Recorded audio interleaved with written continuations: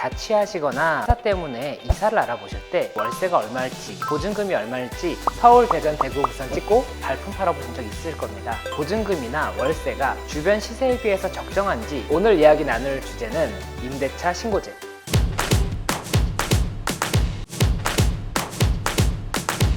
임대차 신고제 처음 들어보신 분들도 많으실 건데요. 임대차 3법 들어보셨을 겁니다. 임대차 3법이라는 것은 계약 갱신 청구권, 그리고 임대차 상한제, 임대차 신고제, 이렇게 세 가지를 임대차 3법이라고 하고, 첫 번째로 계약 갱신 청구권에 대해서 설명을 드리겠습니다. 주택임대차보호법 제6조의 3 규정이 새로 된 건데요. 임차인들이 계약 기간이 끝난 다음에도 한 차례에 한해서 2년의 기간 동안 계약을 연장을 할 수 있는 권리라고 보시면 됩니다. 둘째로는 전월세 상한제라는 것이 있는데요. 주택임대차보호법 7조에 이 규정이 있습니다. 예를 들어 학생분들 같은 경우에는 이 월세 부담이 되게 클 수가 있는데, 임대차 계약이 끝나고 갱신을 할 때 임대인분께서 월세를 올려달라고 한다면 다른 집을 알아봐야 되는 좀 부담이 있을 수가 있어요. 이 월세 상한제가 있다라고 한다면은 5%까지밖에 올릴 수가 없기 때문에 이 학생분들 입장에서는 결국 주거 안정에 크게 도움이 되지 않을까 생각이 됩니다.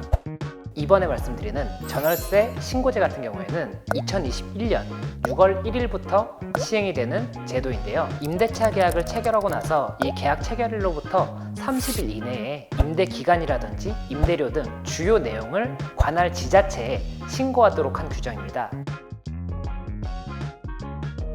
이 임대차 신고제가 시행된다면 어떤 변화가 있을까요? 만약에 A와 B라는 두 학생이 서울에 이제 대학교에 가려고 올라왔어요. 집을 빌리는 겁니다. 두 사람이 거의 똑같은 조건의 집을 빌렸는데, 이렇게 조건이 똑같았으면 나도 진작 알았다면 집에 같이 들어갔을 텐데, 이렇게 생각할 수가 있겠죠. 이제 임대차 신고제가 시행이 된다면 임차인들 입장에서는 어디가 더 시세가 적정한지 유리할 수 있다는 거죠. 반대로 집주인분들 입장에서도 내 집이 옆에 집보다 더 좋은 조건인데도 공실이라든지 임대가 안 되는 경우가 있을 수가 있지 않습니까? 투명하게 공개가 된다면 좋은 집에 더 많은 사람들이 이사를 오고 싶어 하겠죠. 그런 부분들에 있어서도 장점이 있을 수가 있기 때문에 임대인과 임차인 양쪽에 다 도움이 될 수가 있는 부분이 있다고 생각됩니다. 자, 그리고 또 어떤 변화가 있느냐? 임대차 계약서를 지참해서 하게 되면 확정일자가 자동으로 부여되는 변화가 있습니다. 이 보증금을 보호받기 위해서는 주택임대차보호법상의 우선 변제권이라는 개념이 있어요. 우선 변제권 확보의 요건이 주택을 인도받고, 그리고 전입신고를 하고, 마지막으로 확정일자를 받아야 됩니다.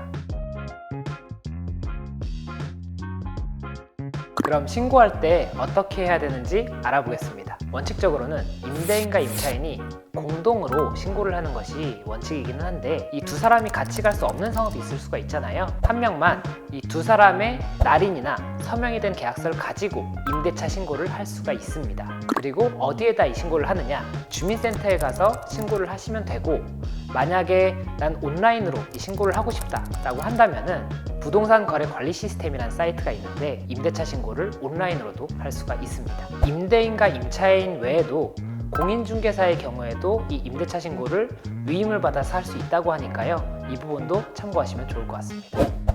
우리 집은 신고해야 될까? 이 부분 궁금하시죠? 우선 신고 대상 지역은 서울, 대전, 대구, 부산 찍고 모든 광역시와 경기도, 세종시, 제주시, 도의 시지역 전부라고 생각하시면 됩니다. 그리고 금액 기준은 보증금이 6천만 원을 넘어가거나 월세가 30만 원을 넘어가면 모두 신고 대상이라고 생각하시면 됩니다. 피스텔이라든지 고시원, 그런 임대차 계약 신고를 해야 되는 주택이냐? 쉽게 말씀을 드리자면 내가 주거용으로 먹고 자고 하는 집이라면 다 주택임대차 계약 신고 대상이라고 보시면 쉬울 겁니다. 임대차 계약을 신규로 체결했을 때뿐만이 아니라 보증금이나 월세를 변경했다면 신고를 해야 되는 대상이기 때문에 이 부분도 정확히 알아두시면 좋겠죠. 거짓말로 임대차 계약을 신고하거나 신고를 하지 않은 경우에 100만 원까지 과태료를 부과할 수 있도록 하고 있기 때문에요. 꼭 꼼꼼히 챙기시면 좋겠죠. 그리고 만약 거래액이 소액이어서 입금 내역이라든지 계약 사실을 증빙할 수 있는 서류를 통해서도 신고를 할 수가 있으니까요. 이 부분도 정확하게 알고 계시면 좋을 것 같습니다. 이 제도가 새로 시행이 되는 제도이기 때문에 신고 기간에 대해서도 혼동이 있을 수가 있는데요. 계약 체결일, 그러니까 계약에 도장을 찍고 그날로부터 30일이지 잔금날로부터 30일이 아닙니다. 혹시 바쁘다고 미루시다가 30일이 지나서 과태료 처분을 받으면 안 되니까요. 계약서에 도장을 찍은 날로부터 30일 내에 신고를 하시면 좋겠습니다. 이 전입신고를 하실 때 임대차 계약서를 같이 첨부해서 신고를 하시면 임대차 신고도 같이 됩니다. 마지막으로 중요한 포인트, 이 신고된 자료는 올해 11월부터 시범적으로 공개가 되고 이후에는 은행과 대출 관련해서 연계를 한다든지 여러 가지 방안이 지금 이야기가 되고 있으니까요. 이런 부분들도 우리 실생활에 어떻게 변화가 되는지 관심 가지고 지켜보면 좋겠죠. 새롭게 시행되는 제도인 만큼 2022년 5월 30일 1년간 계도 기간을 두고 있습니다. 다만 이 계도 기간이 있다고 하더라도 법은 실제로 시행이 되고 있는 거니까요.